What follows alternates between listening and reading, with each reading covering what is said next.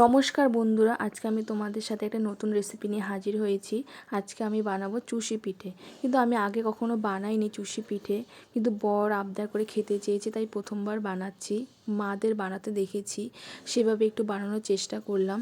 প্রথমে কড়াইতে গরম জল করে ওর মধ্যে একটু নুন দিয়ে জলটাকে ফুটিয়ে নিয়েছি, তার মধ্যে চালের গুঁড়োটা দিয়ে ভালো করে নেড়েচেড়ে একটা ডো মতো তৈরি করেছি। তারপরে উনান থেকে নামিয়ে এটাকে আমি আটা যেভাবে মাখে সেভাবে মেখে নিয়েছি। এবার ছোট ছোট ওর মধ্যে টুকরো করে ওটাকে আমি লম্বা লম্বা করে এরকম করে নিয়েছি। তারপর ওর থেকে আবার একটু ছোট কেটে নিয়ে ওটাকে আবার করেছি। তার মধ্যে একটু ছোট ছোট কেটে নিয়ে তারপর আমি চুষি পিঠাগুলো বানানোর চেষ্টা করছি।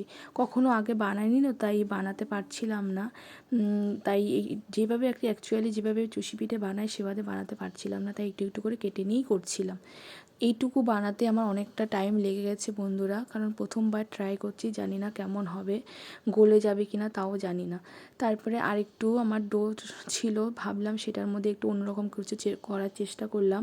একটু বল মতো তৈরি করে তাকে একটু লেচির মতো করে ওর মধ্যে আমি একটু মাখা সন্দেশ দিয়ে আবার গোল মতো মুখটা মেরে গোল মতো করে দিয়েছি। এরকম করে আমি বেশ কয়েকটা বানিয়েছি।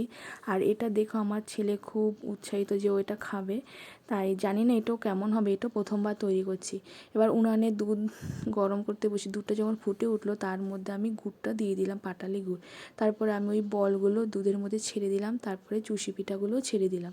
এত সুন্দর হয়েছে যে কি বলবো, চুষি পিঠাগুলো গলে যায়নি আর বলগুলো বেশ সুন্দর হয়েছে।